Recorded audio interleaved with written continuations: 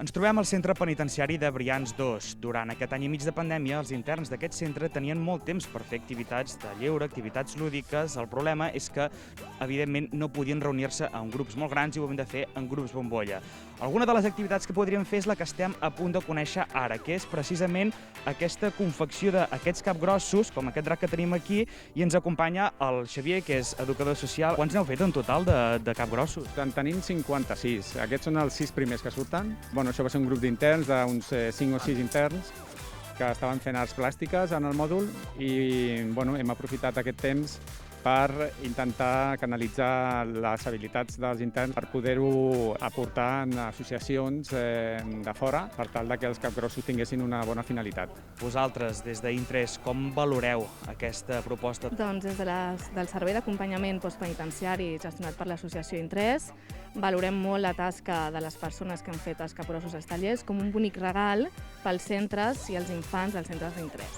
Aquests capgrossos aniran cap a Barcelona, en un dels centres d'infància d'Interès. Llavors és com un gest simbòlic, no?, per tot el procés de rehabilitació de les persones i de reinserció.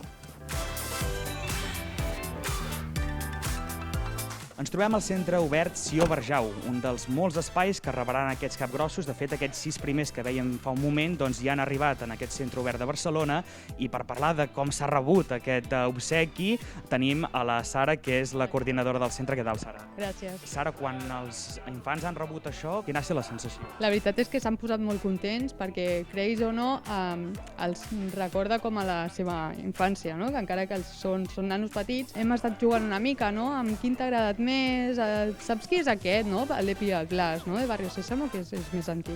Considerem que és com una eina, un recurs que el podem ficar, no?, afegir a la nostra programació. Els alumnes tindran la possibilitat d'agrair als interns de la presó de Brians aquest obsequi que han fet? Sí, estem pensant en fer alguna carta o algun dibuix, no?, amb els més petitons, que ells també puguin participar, de cara a que sigui, no?, com un reconeixement. Va, a veure, Amat, Juan, no sé si me'ls podeu nombrar tots. Com es diuen aquests? Comencem per tu, Amat. Mini, Peppa Pig, Doraemon, un drac i 2 personatges de Barrio Sésamo. Us semblaria bé que en provéssim algun d'aquests? Us vindria de gust? Vale. Quin et vols provar, tu, Amat? El drac. El drac. Juan, tria't un, va. El Doraemon. Gaia, quin et vols provar, tu? El Peppa Pig. Amat, Juan, Gaia, escolta, que ara em comentava la Sara i el Pol. Sabeu què els escriureu en aquesta carta? Que quins són aquests dos i que moltes gràcies per aquests regals molt bonics. I tu, Gaia, què els hi diràs? Bueno, que estan molt bonics, que són molt creatius. Aviam, Amat, tu què els escriuries? Que gràcies per al regal, que són molt bonics i que li escriurem una carta amb molt amor.